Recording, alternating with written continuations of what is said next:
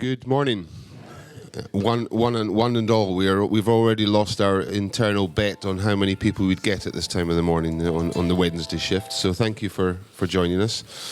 My name's Alan Davidson. I'm going to hopefully chair the panel of esteemed from investors to bank to operators and developers on the panel. So I'm going to ask them all to introduce themselves and tell you a little bit about what they do, and then we'll ask some questions from the audience. There is notepads at the back there that you can actually fill in a question if you don't want to take the microphone, and it can be passed up to us. We'll take it from there. We've got just under an hour, and we'll start some conversations, and the floor is always open for some questions as we progress through. So if I can start with Graham on my left, and we'll work towards me from there. Okay, thanks, Alan. My name's Graham Mitchell. I'm with McAleer & Rush. McAleer & Rush are long-established property developers, contractors, asset managers, and investors. We do work only in the UK and Ireland. We have had a lot of interest from people asking us, would you look at something in France or Italy? And as much as I'd love to, unfortunately we stick to what we're good at, and that is the UK and Ireland. We are a multi-sector organisation in that we work in hotels and offices, retail, residential, student accommodation. But the hotel sector has been a very strong sector for us. We have built in excess of 20,000 hotel rooms all across the UK and Ireland for many, many different partners, many different brands. And that's acting in many cases both as developer and contractors, and in many other cases just purely as a contracting partner for one of our clients. So from our perspective, the size of our business, I guess we're mid-scale. We are growing. The construction side of our business is going to turn over around 220 to 240 million pounds this year. Next year, it will probably be in excess of 300 million pounds. And we retain a property portfolio, which is a mix of, again, hotels, offices, residential, and the sort of all of the above, which is probably in the region of 450 million pounds, producing an annual income of about 37 million pounds. And the reason for mentioning that is that as developers and contractors, we also understand the life cycle costs of property. We understand how to build things for the longer term, not just build and walk away and leave it as somebody else's problem, but to actually properly collaborate with our partners and create something that is meaningful and fit for purpose. Is that okay? Thank you, Graham. Yep. Fine. It's a hell of a sales pitch, yeah? Got some brochures here if you'd like to, yeah. Ed, thanks. Thank you. My name is Ed Rowley. I'm going to hire him to be my pitch man. And I've been in the business for a long time on many different aspects of it. Most of that has been in hotel ownership, in many cases, an independent hotel operator. I'm here in Europe because I believe that there's some interesting macroeconomic dynamics taking place that are very favorable to buy existing hotel properties. Essentially, that I see many situations in continental Europe predominantly where new supply is slowing down, but they're very attractive destinations and essentially will be appealing from a demand perspective for many, many years. I'll give you a little bit of my background so it'll just be a little bit of color. I started many years ago in Dallas, Texas. I became early on a general partner in a hotel company. We started with one property.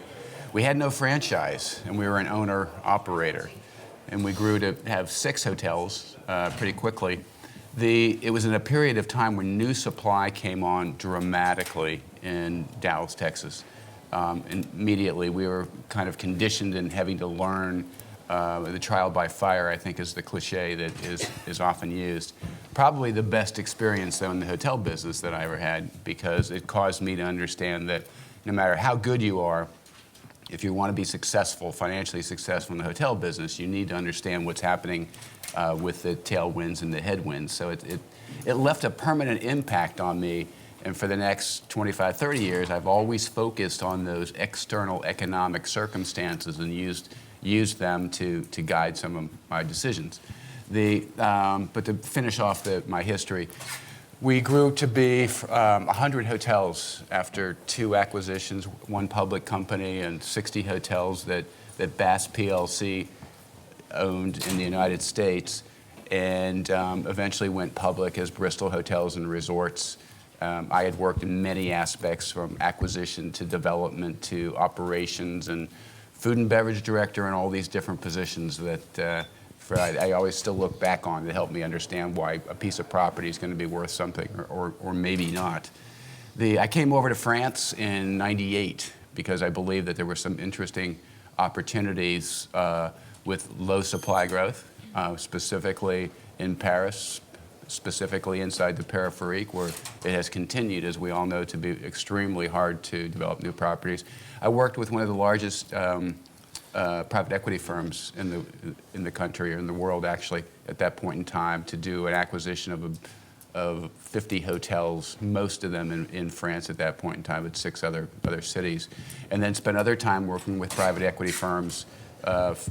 At that point in time, most of them were U.S.-based, quite frankly, that wanted to put money to work in Europe, and worked with a handful of others. Sorry, right after 9/11. Can I get you to wrap up? Sorry, we're just. Oh, sorry. Am I a little long? Yeah, There we go. we're going to cover a lot of that stuff anyway. So. But the end result is permanent lessons there, and I ran Lodgian as a public company CEO based in the States for a while, and then I've come back here because I believe those dynamics that I find appealing exist in continental Europe, and that's my story. And I'm a little bit long. Sorry. Great, thanks. Hugh. Yeah, hi there, everybody. Hugh Zachariah, head of hotels at HSBC UK. Get a lot of questions about continental Europe and other places, and we do have people in Europe, but I'm very happy to act as a conduit for inquiries for those areas. But we focus on the UK. London is obviously the hot spot, and we do a lot of stuff in London, but we do stuff outside of London as well. We do refinancings, we do development, we do capex-linked loans, we do refinancings. We've had a specialist team in the sector for many years. I've been in the sector myself for about 12 years. And we have continued to lend through the ups and downs. And in the last downturn, we took on some very, very good customers. And our plan is always not to be the most aggressive, but to look on clients as long-term business partners. So we tend to focus, when it comes down to business plans, people who want to buy into the sector and stay in the sector for the foreseeable future, rather than maybe in and out. That doesn't really appeal to us, but that's probably enough for now. Okay, thank you. And Ken? Good morning, I'm Ken McLaren. I'm Executive Vice President for Interstate. Interstate are the world's largest white label management company. We have about 500 hotels worldwide, the base being in the US, but Europe and the UK. Obviously not a developer, we're a pure operator. We tend not to own, but obviously we work often with developers in putting their projects together. Thank you very much. I thought I'd kick off the session with one brief question, so perhaps we can keep it nice and short and sharp in reply. And that is to find out from everybody on the panel where they have seen the industry change from an investment point of view. What do you have to do differently now compared to what you perhaps did when you first started in the industry? So I think the question is, and I'll start with Graham, what is different to the first deal that you did in this industry compared to the last one you've just completed recently? Okay, disappointingly, probably not very much, Alan, in fairness. I joined McAleer & Rush back in 2004. And at that time, it's important to clarify, McAleer & Rush, as a company, we don't take operational risk on the hotels. We will invest in them, we will build them, but we expect other people to take that sort of operational risk. People, I guess, like some of my colleagues on this stand. We focus on leases, and so we take a lease from an operator with a strong enough covenant that we can back through a normal traditional financing route, using the likes of HSBC, put some of our own equity in, some debt finance, and we build it, and we traditionally retained it. That was a model that was working fine for us in 2004 and 5 and 6 and even parts of 7, but in 2008 and 2009 that model completely changed. So we had to change our approach, and we changed that simply by, we still had the product, we still had good sites, good partners, offering good leases with, I guess, not as strong a covenant because everything was in question at that point. But the way we changed was to, rather than go the traditional bank financing route, we moved to liaise and deal with investors. So the first deal that I did that was slightly different, I guess, Alan, was in Gateshead, Newcastle upon Tyne, Gateshead, and that was a Jury's Inn hotel on a lease. And we forward funded that through Aviva investors who were happy at that point with the returns and everything. They were happy with the location. The fundamentals of the deal were still good. They still had cash to place. That's how we moved it forward. We did another one of those in London with Commerce Real, where again we negotiated a forward funding deal for a Novotel and an Ibis. But I'm pleased to say, as of this year, we're back sort of to the traditional route of putting our own equity into the deals, getting the bank to put in there. It depends on who you're talking to, I guess, but 50, 60% of cost, maybe slightly more. And then we'll build it through on that basis and then just either exit, sell it at PC, or maybe refinance and hold it as part of our portfolio. So we've come full circle is the short answer to it. We had to blip in the middle, we had to be flexible, but we're back to where we started. Okay, thank you. Hugh, do you want to pick up? Yeah, as I say, I've been in the sector for 12 years. I was lucky I had a very good teacher as a former boss. And hotels are you know, it's not rocket science, but if you're a bank, senior debt, a fair but not excessive return, you don't want to take excessive risk. So we steadfastly stick to our lending. I apologise. We steadfastly stick to our sort of lending regimes, and we in terms of leverage and all those sort of things, are sort of boring things that us bankers look at. Obviously, we have to be relevant and competitive to the market at the time, and I think we do that, and I think we're fair. But in terms of structure, it's pretty much we plough a fairly straight furrow. But that hasn't changed in the 12 years since you've been involved? In terms of Putting the deal together, has anything changed from that you're looking for? What are the key parts of the deal that you look for that's changed in 12 years? Nothing has changed. Nothing's changed. The key components I think now. some of the room would disagree with that. But, Well, I'm happy to field questions. Very happy. has anybody got any questions on that point? No? Maybe we need to stick to the subject of the session, Yeah. which is really what did you make as a difference in order to make your project attractive? What differentiation?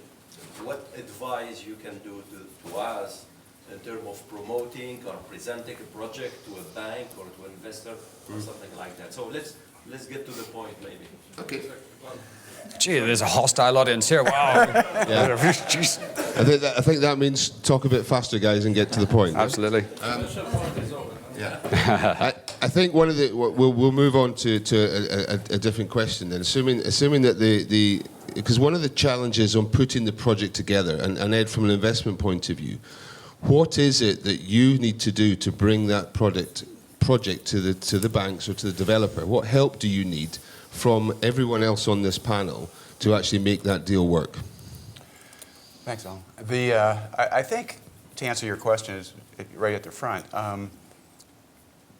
For me, it's not a whole lot different than maybe 15 or 20 years ago, and I say that because the lack of change is the change is that it's more hard to find the situation. Way back when, it was from my position, I would find a project, I would borrow money, I would get sliver equity, I would oversee the 5, 6, 7 year life of that property in an asset management position, and we would exit and I would get a promoted return.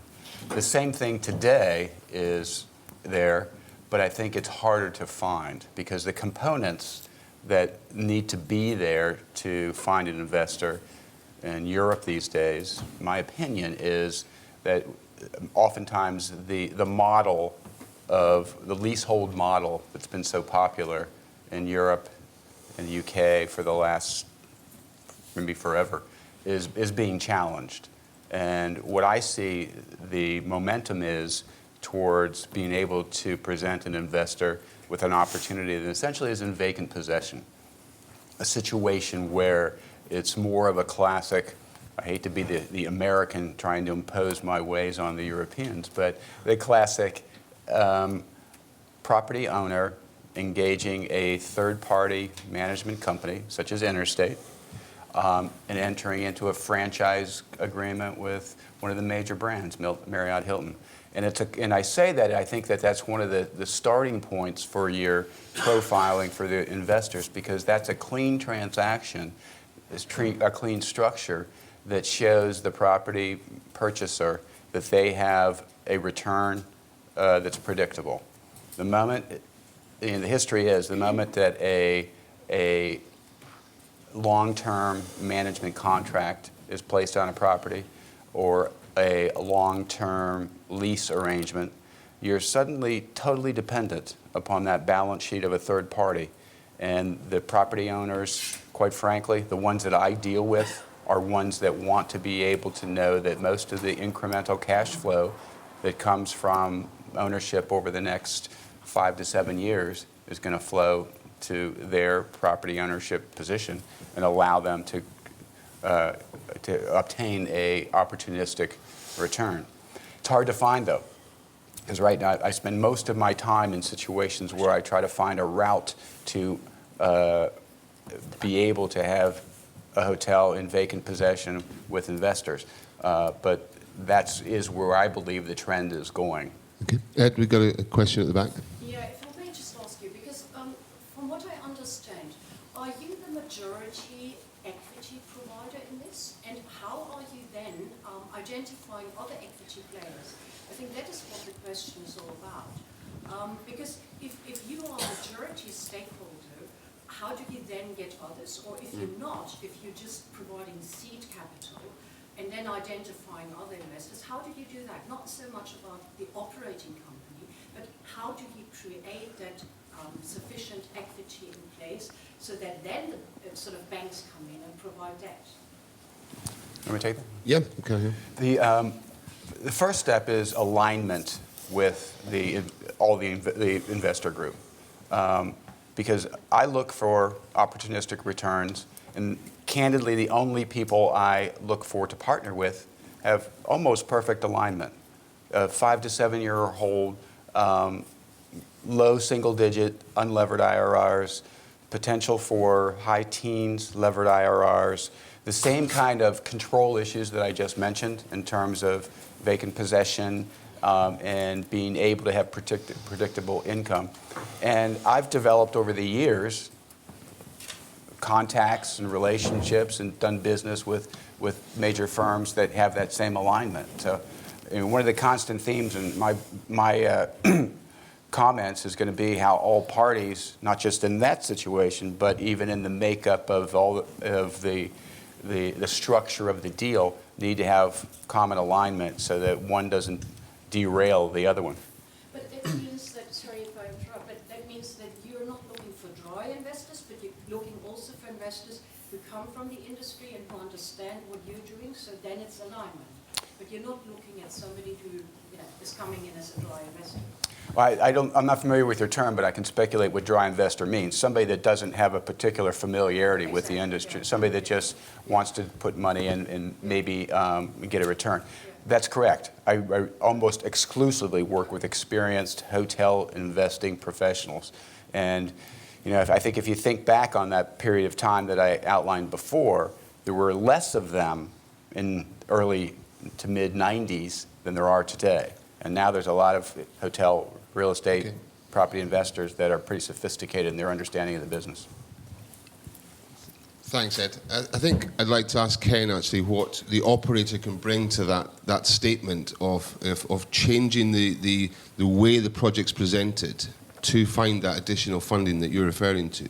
Because in the past, as Ed's referred to, the brands and the operator being one and the same thing has now moved full circle, as we all know. So, and Ken's business is certainly very much part of that linchpin in the presentation of what we can do as that team of investors. Yeah, I mean, I think previously probably you didn't. I don't think the investor, the developer, had a lot of choice. You signed an agreement with, say, Marriott, Hilton. You got 20 years, and really there wasn't any flexibility. You just had to accept their terms. I think now there's more choice for a developer investor, I think, in terms of how they would operate their hotel. And I think if companies like ours, I mean, our business model is very much to try and align ourselves with the investment objective of the developer, of the owner. So, we'll be much more aligned going into if it's an investment, what job needs to be done with that individual hotel or with that portfolio. What are the objectives of the owner-developer? Is it 5 years before the exit? Is it 10 years? And what we will tend to do is we'll try and build the term of our management agreement, for example. There's much more flexibility. We would tend to have shorter management agreement term than the brands. And, it can go down to 5 years. I mean, there might be an exit strategy of 5 years, and then that developer owner can exit unencumbered of a management company. And also even the terms of the commercial terms of the agreement. So I think we would tend to work our terms. It's sort of round the other way. I mean, rather than saying that these are the terms, accept them or don't accept them, walk away, we would tend to say, okay, what are your objectives? Let us work our terms round what your strategy is for your investment. And do you think that's an important part of getting the investment? Because the developer or the investor needs to then share some pretty unique information with you to say that. I think absolutely. I mean, we've worked on projects where going into the project, we've looked at existing hotels, what costs we can take out, how we can increase the RevPAR. And we've worked on these projections with perhaps a fund and the consultant that they're using, so that we're all aligned going into the investment, knowing what we're going to do day one when we start. To the extent that we'll even, if it's got a critical mass and it's a number of hotels, we'll put a team behind that investment if that's what's required and if that's what the investor wants. And Hugh, do you think that would help if you were presented with a case where you actually have all parties aligned right at the start, or does it not matter to you until such times as it starts to go wrong? No. Absolutely, everyone's got to be aligned from the start, and there's nothing wrong with a hotel owner not having that much experience in the sector, maybe, if they bring in the right people to manage the asset for them. But our opening stance is that if somebody's going to be owning a hotel, even under a management agreement or whatever form, when you're talking big, valuable investments, we do like to see some industry experience, because how do you know the manager's managing your property well? How do you benchmark, etc., etc.? So generally, we look for experience in the sector, but we back unbranded brands as often as we back branded brands. Some people rely on the OTAs for their business and happy to pay the cost, and etc., etc. So we are open-minded about any. We look at each case on its own merits, if that makes sense. Okay. And how do you know if somebody's got that level of experience you're looking for, depending on what asset is that they're actually bringing to you? Because it could be a resort, it could be city centre, it could be. It can be. Well, clearly, if it's an asset that's been trading for a number of years and you've got a track record, that's one thing. But put it this way: if somebody came to me with a resort hotel with no experience in the sector, the answer is better to say a quick no than a protracted no. So we probably would stand aside from those pretty quickly.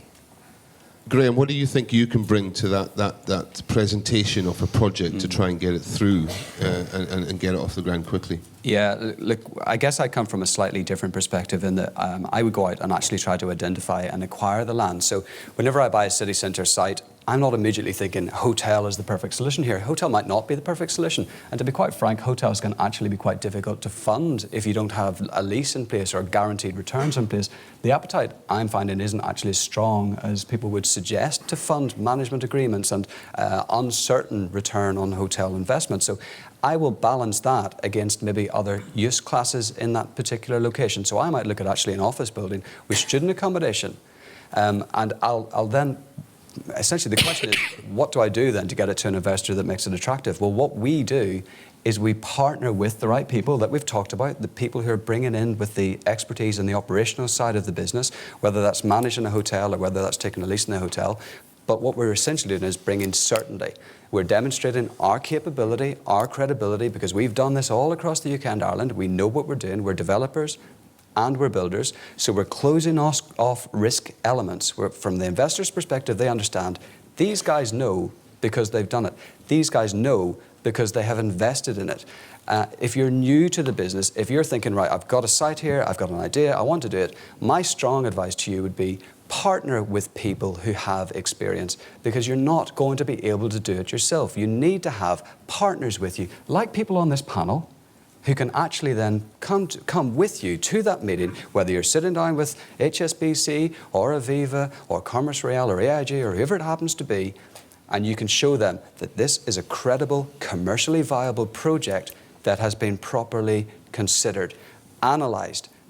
Don't just take the assumption that a hotel is the right solution, because frankly, it may not be. That's probably very controversial to say at a hotel event, but there are other sectors out there that cannot be ignored, and the investors will want to be certain that you haven't ignored those sectors.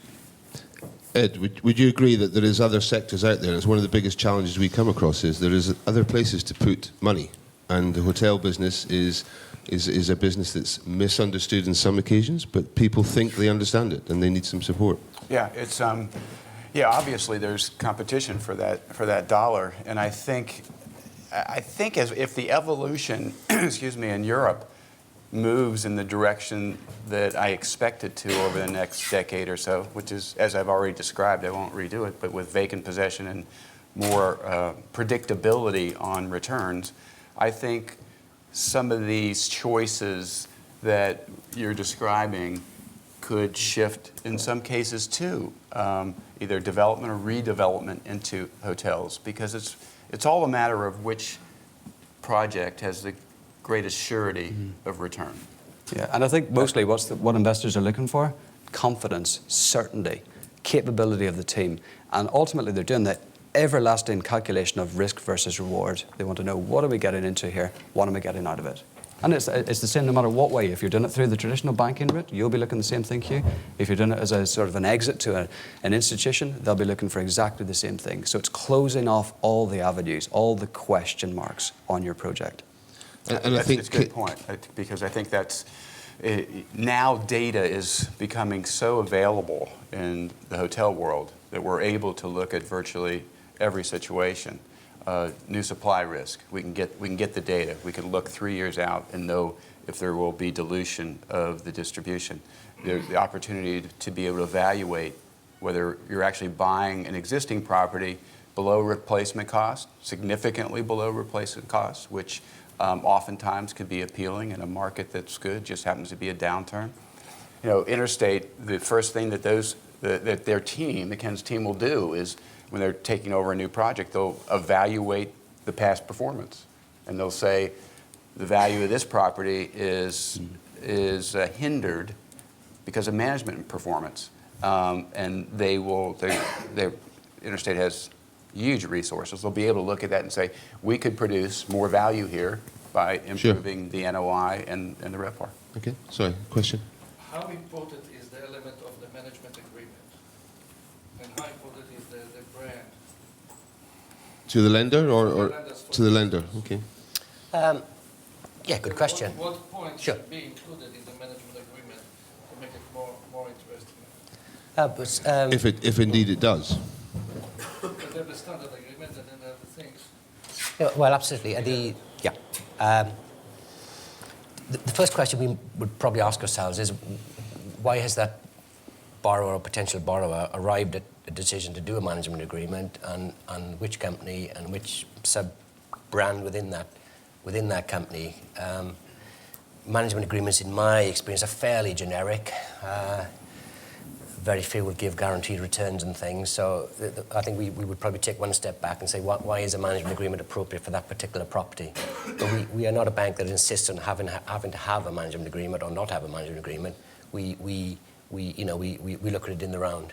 So how do you test that? Can I, just jump in, because I didn't mean to sound very negative about management agreements. You make a really good point. Actually, in some cases, management agreements can be a much more profitable way of delivering a hotel than a standardised lease, because the net return to the investor on a lease will be only a margin of the actual return that the hotel can create under a management agreement. So I didn't mean to sound completely negative on management agreements.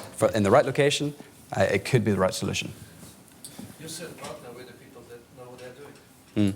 So you need to make a management agreement to show to the bank. But I think from the bank's choice, point of view, how important is it for you to actually see a name you recognise on that piece of paper for that deal to happen? And how do you sense check from the bank's point of view, that it's the right operator? Because it's all very well looking at it and saying, actually, I don't like them. Sure. Or how do you actually check through with your investor or your client, Sure. prospective client? We ask them. You ask them. Okay. They will have come to that decision, hopefully, by a fairly rigorous process. And it's like anything, is whenever you get a lending proposal, there's 100 things to take into account. That's one of the key ones, admittedly. But how have they come to that decision for that brand? Why not a franchise? So what I'm saying is, we're not meticulous. We'll do that brand. We won't do that brand. It has to be appropriate for that location, for that property, doesn't it? I think the question is... What makes it appropriate for you? Yeah. To say it's appropriate. I thought I'd answered the question, but location, asset, competition, target market, all of those things. Yeah, I think from our experience, we would look quite seriously at management agreements or franchise arrangements in really, really prime locations, like in London, for example, maybe even in Manchester or Edinburgh. And we would look at those there in those specific areas because we know that the performance of the hotel, based on all of the evidence that the panel have talked about, can be almost guaranteed without it actually being guaranteed. And so the return level on that basis can actually be better than taking the more solid, institutionally acceptable lease model or management agreement with guaranteed return model. So there are so many different layers and opportunities to bring the hotel forward. So management or leases. Companies are giving you today guaranteed return. Can you mention one name? Well, I think all of them will give you guaranteed returns if they want to be in that location. You need to have a site in a location that they want to be in. And whether it's the white brand or the... Yeah, I mean, I don't want to single out hotel brands as such, but you talk to any significant hotel brand or white label partner in any significant site, significant city, they will be prepared to put their money on the table. And let's be frank, one of the other big elements, when you have actually packaged up a development opportunity or investment opportunity and you've closed off those avenues of question marks that I talked about, the next question is, what are you putting into this? Because if you're not putting anything into this, why the hell should I put something in? If you don't believe in this enough to put your neck on the line, why should I put my neck on the line? So it is important to put something into it yourself. Skin in the game is fundamental from my perspective. And I guess, Hugh, from yours as well, you'll want to know that they're going to feel pain if this doesn't work out. Yeah. That they have confidence in this. Sure, just one second there. We've got a question at the back again. Yeah. Can I just ask you, that is exactly, I mean, maybe I'm a bit provocative, but if you believe in that project and you're putting equity on the table, why is it that you still need an alignment of interest in finding else equity investors who also understand something about the project? Why can you not identify also a dry investor and say, because you know what you're doing and you're understanding it, why can you not identify? You absolutely can. I think you can. You absolutely can, but it depends how much equity you've got, because your equity would need to be significant to be able to be fully in control like that. If you don't have a significant equity position, then you're going to need to have those partners. But I think that's more talking about the structure of how you structure a deal. We want to get back onto more about how do you actually bring that team together and who needs to be on that team. What we're establishing is that the more people that you've got, and correct me if I'm wrong, Hugh, from a financial point of view and Ed from an investor point of view, if you actually bring people to the table that can answer the questions that you're likely to be asked seamlessly, quickly and swiftly, you are likely to get further down the journey quicker. Is that fair? I agree. If I can jump in, I probably would have a different answer. I don't think there is a management company that will give guaranteed returns. But let's break it down into two pieces. Are we talking about a moderate term management agreement, 3-4 years, something of that nature, or a truly encumbering 15-year management agreement where that management company essentially has a grip on that asset for a long period of time? So that's... Can you make 5 years agreement, management agreement? Sure.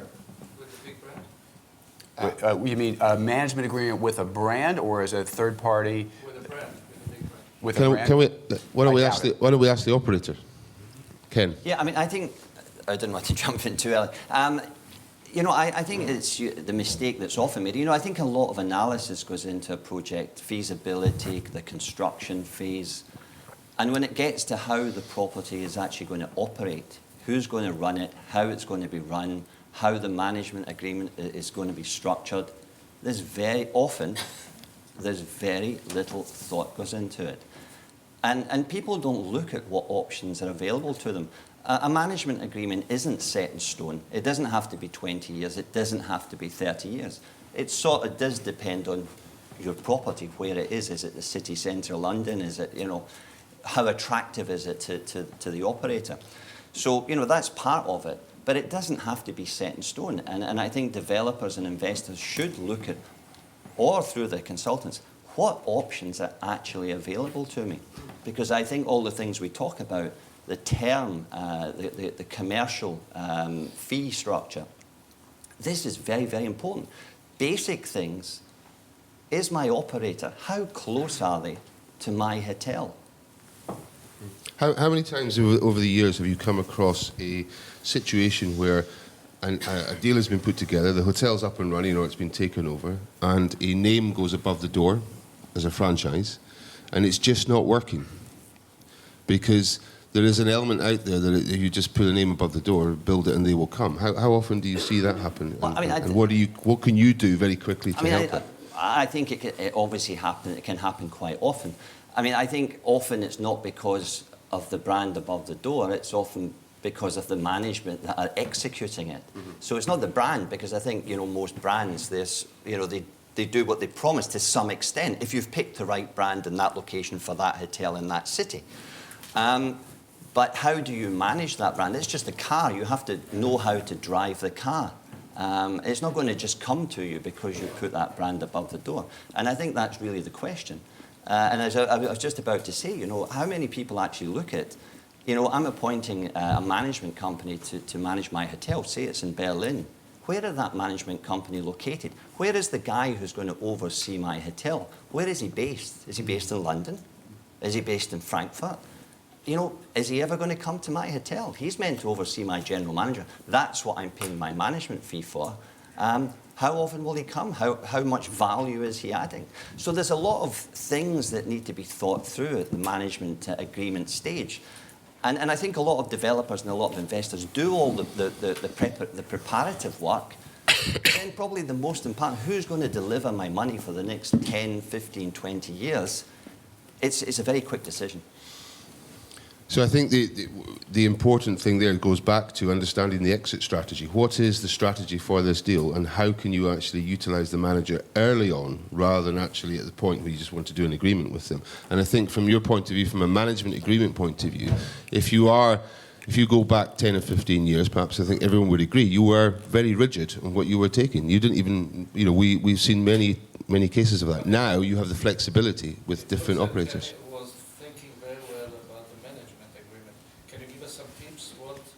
Points you included in management agreement that make your agreement more attractive? Well, I think as you said, term is important. You should be looking at the term based on what your exit strategy is. I think guarantees is something that I tend to agree a lot of management companies, they won't touch. But performance clauses within the management agreement, good, strong, robust performance clauses within the management agreement, and what action you can take if those performance clauses aren't met. So, you shouldn't just give away all the family silver because you're being told this is the management agreement and this is the way we do it. You shouldn't do that. And how flexible are you? We use this word partnership. How flexible are you with an owner and an operator in respect of the control element? So I invest in a business, it's my heart and soul that's gone into it to make it happen. And some operators then say, now you can just meet us at the front door and then we'll talk to you once a month. Well, again, I think this is where I would say that white label operators, independent operators, tend to be more flexible than larger brands. But it is a negotiation exercise even with the larger brands, and it depends what power you've got on your side and how badly they want that property. But I think in general companies like ours tend to be more flexible because we're much more service driven. We don't have the strength of the brand behind us, so we have to be more flexible. It's as simple as that. Anything to add to that, Ed? Yeah, I think just as we're describing these things, it helps to know that when there's a branded management agreement, that's a different scenario, and those are going to be long term. And there are oftentimes there are performance failure conditions. That's a good thing. But the bad thing is there's usually only a couple of cure times. Only the ability to bring your money back that you missed in that particular year a couple times in a very long contract life. If your management company or your branded management company or your brand is not delivering, then you're going to have cash flow shortfalls. And people can cure repeatedly, but the truth is, even though that helps your cash flow position, it doesn't help your valuation a bit. And because when someone looks back, they don't look at the brand having cured, they look at that cash flow in that year, Sure. X cure. So those things are all some of these dynamics. And so just when you inject the two players, and I call this business a stool with three legs. And one leg is the brand, one leg is the manager, and the other is the property owner. But if you are not able to get the brand and the manager to do their best work because they're working together, then that in itself holds back and stifles value creation. Okay, thank you. Good question.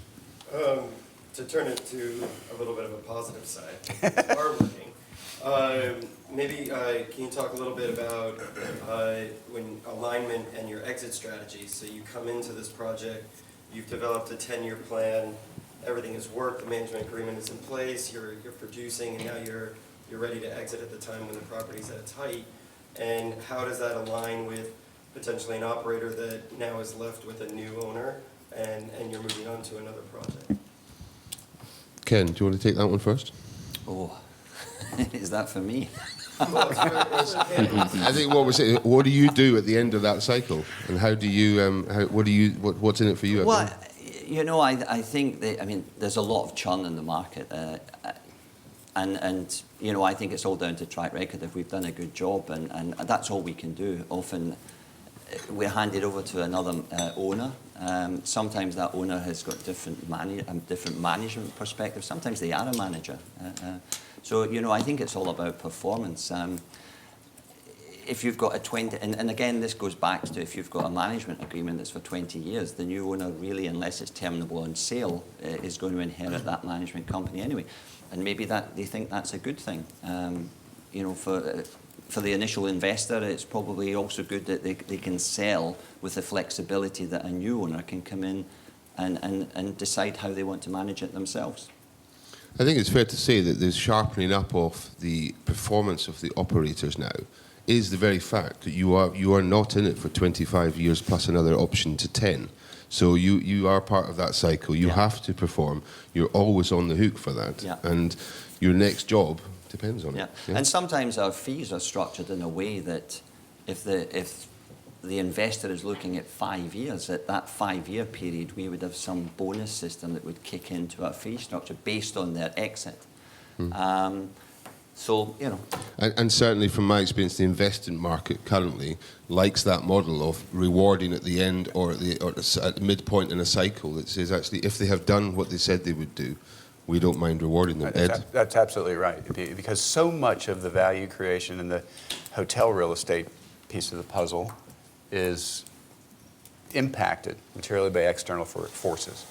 So, you know, most of the things that when you're starting a project or buying a hotel and looking for debt, you're talking about the things that you as a team of ownership, brand, and manager can control. And how are you going to best structure your deal so you can control it? But when the day is over, the property owner wants to maximize their return. IRRs or multiples or both. And those situations are often dependent highly on external forces. Even if you've got the best management, the best brand, but new supply comes on shockingly fast, and you don't know that's happening, you will find that your investment declines in value at a rapid pace. What do you want to happen when that starts happening? There's a couple things that you would like. One is you should sell before that impacts your valuation if you see that train coming.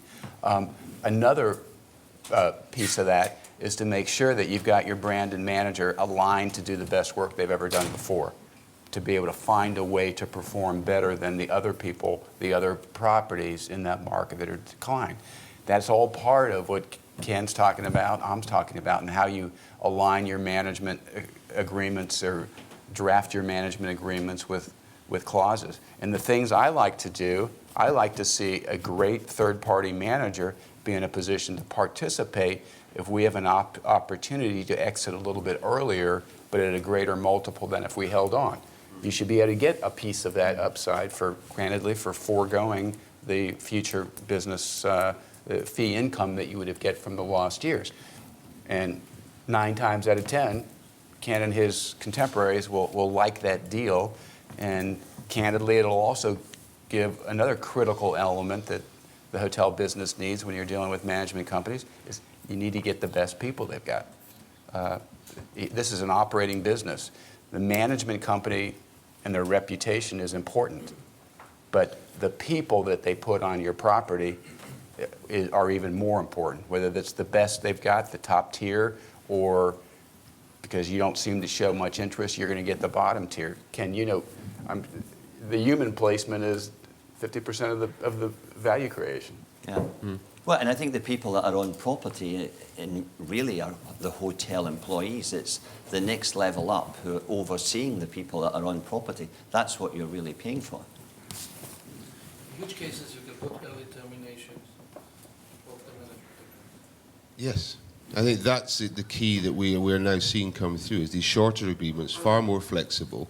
You need the operator to make money as well, right? They need to be part of it, and don't. I think a number of times we see from an owner's point of view where they resent the operator making money, they resent the developer making money. As long as that's explained and you can, if they're not performing, nobody wants them to be paid, which is why Ken's referring to, I think, the exit strategy point of view on all of these deals now is so important to every piece, to the three-legged stool, because everyone needs to participate and take some pain if it didn't work. But if it does, to take your point on the 5 or 10-year plan, if it's worked, why shouldn't the person that's helped you do it be rewarded? But they need to know what they're shooting for as well, I think. Yeah. Any more questions?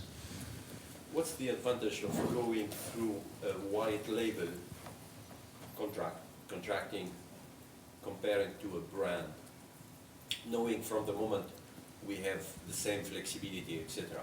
Why I don't take a brand where I can have the sales and marketing support, and why I have to take a white label and a brand which bring me the franchise or the sales or just the sales and marketing component? Okay. Why I have to go through interstate then? I know you want to answer that, and we'll give you a second to do that. Same question any owner will ask you, maybe. So. But from a lender's point of view, Hugh, why would you support an agreement with a big brand as opposed to a white label? Or would you? Well, we would support either. I mean, our maybe simplistic way of looking at it is if somebody's had to bring in a white label manager, it's because they haven't got the skills themselves to do it. Therefore, there's an extra layer of cost, but overall, it's worth paying that cost to get a better overall return. So we're open-minded, really are. But the brand have the same thing. But I mean, generally... Well, I think we'll let Ken cover that, because I think he'll have a different view on that, on the brand from an operating management point of view. Well, I mean, obviously, I'm going to be biased, but in my opinion, I think it's not the same thing. Frankly, it's not the same thing. I think the first thing is you don't get the same flexibility in the management agreement. Most of the hotels we manage are Marriott, Hilton, IHG branded. We are the biggest manager of those brands outside the main brands worldwide. You tend to get more flexibility in your management agreement, and that's important for investors, and that's important, I think, for the valuation and for your exit strategy. I think then you have to look at how we operate. We tend to be much closer to the owner. In the UK, for example, we've got about 70 hotels. In our corporate office in the UK, we have 60 people. Those 60 people only look after those 70 hotels. We have 4 regional teams. So for each region, which is about 15 hotels, we have a director of operations. We have a vice president of sales, we have a finance person, we have a revenue person. So you've got 4 people that you can more or less, you call your own, depending on how many hotels you have. So, you know, we're much, much closer to the owners.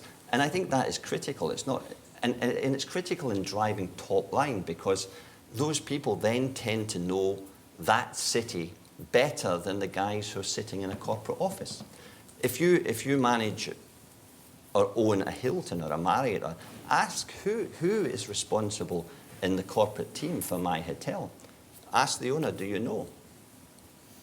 Probably not, maybe not. How often do you see them? So there's a lot of structural differences in the way it's transacted, from the sort of legal side, the management agreement, to the actual operating side of how my hotel has been run on a daily basis. It's a completely different value proposition. And I think the other thing is the brands are increasingly becoming brand management companies. Their main priority is to manage that brand, not to manage your hotel. And if they're putting the GM in your hotel, who does he work for, that GM? You pay his salary, but he thinks he works for the brand. So his focus, if you ask me, is going to be on where is my next job coming? How do I impress my bosses? And I should follow the brand initiatives. But you want him 110% to be focused on your hotel. And I can give you a recent real example of that point, where we have a hotel that's managed by an international brand, right? Very big hotel, and the owner is a local, well-known, respected developer, and they are in and out of social events, etc., etc. So we had a situation where they were talking to someone over dinner and said, "Oh, we'd love to put a piece of business into your hotel. Can you get someone to call me and deal with this?" It took 3 days for someone to go through the machine and call this customer back. Whereas I think if you know the colour of the eyes of the people that they're looking after your business, that's not going to happen, right? And if it did happen, it would be dealt with a lot more faster than the response we got when we complained about the fact that it took 3 days. So I think that's Ed, do you want to come in? Yeah, that's a good point. Another thing to consider is not pointing fingers, but the historical facts, and that is that the branded management companies, meaning you introduced a new term for branded management of the brand, but the true branded management companies haven't produced financial performance at the same level as the independent management companies with a brand, and that's, you know, one of the things that's occurred over the years is that companies like Interstate, and I'll stop pointing out to Interstate, but just because they're here, all of us would love to take over situations when a hotel is being sold that had been encumbered by a branded management agreement for 10, 15, or 20 years, because we always thought that there was some low-hanging fruit. And it's turned out to be actually a pretty interesting, simplistic business model. If you take to a private equity firm a circumstance where brand management is being replaced, the brand staying intact, and you've got a third-party management company coming in with a strong reputation, that is a model for, to your question, for getting investor interest and, candidly, even lender interest. And just to sum that up, I'm conscious that all these sessions turn into beat the brand up, but the brands are very, very important to part of this cycle. It's letting them do what they do, and finding other solutions to the parts that perhaps they don't focus on, and they don't focus on the actual day-to-day. I'm sorry? All the cost is the same, finally, using you and using them directly. No, I think. Not much savings for the owner. I think there is savings because the efficiencies of delivering the business model make you more money as the owner. But will you take part of the risk also? Will you get your fees after the debt service? I'm not an operator, but I sit across the table with the operators all the time, and as I said earlier on, they need to put shoes on their children's feet as well, right? So no, I mean, I think, as I said earlier, I think we are more flexible in the agreement of the management terms. It's a case-by-case discussion, but I think we are more flexible. But I think what you're saying is completely wrong. it's not a question of how much is this costing me. It's how much revenue is it? It's not the management fee cost, because they probably are pretty much the same once you put the franchise and management fees either way together. You sort of end up with the same number. It's how much, with a different system of management and different level of attention to my hotel, different focus, how much more revenue can that deliver? And how much more closely will these people manage my costs? But can you put your money where your mouth is? And you said, I guarantee you that I perform. If not, I'll get my feet after your debt service. I think, again, we tend to accept much more robust clauses within the management agreement for penalty clauses, etc., etc. This is a fact.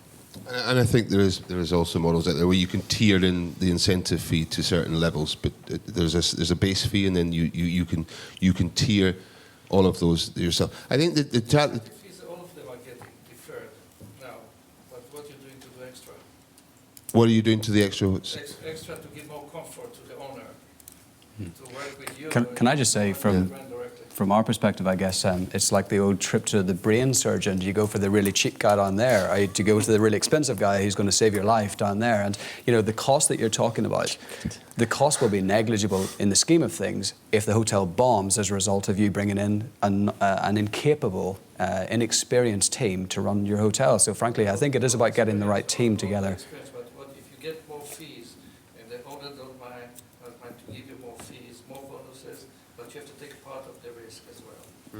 So let's get first paid. I think there is certainly models out there that do that, and that depends on your appetite for your investment as well. What are you looking to get out of it, and how you think you're going to get that to work? So I think I'm conscious of time. So if there's any other questions, please speak now. I think what we have eventually got to the point that there is certain aspects that we're saying is understand what the investment is across the whole table. Make sure, take your point, is that everyone's got some skin in the game and everyone's got at least something to earn or lose out of that transaction. I think from an operator's point of view is make sure that they are part of the story. Make sure they understand your objectives all the way through the transaction, sorry. And I think allowing to have that different model nowadays, and to take some of the other guys' points, it's having that influence in your own destiny, and keeping control to some extent of that investment, whatever the model is, wherever it is.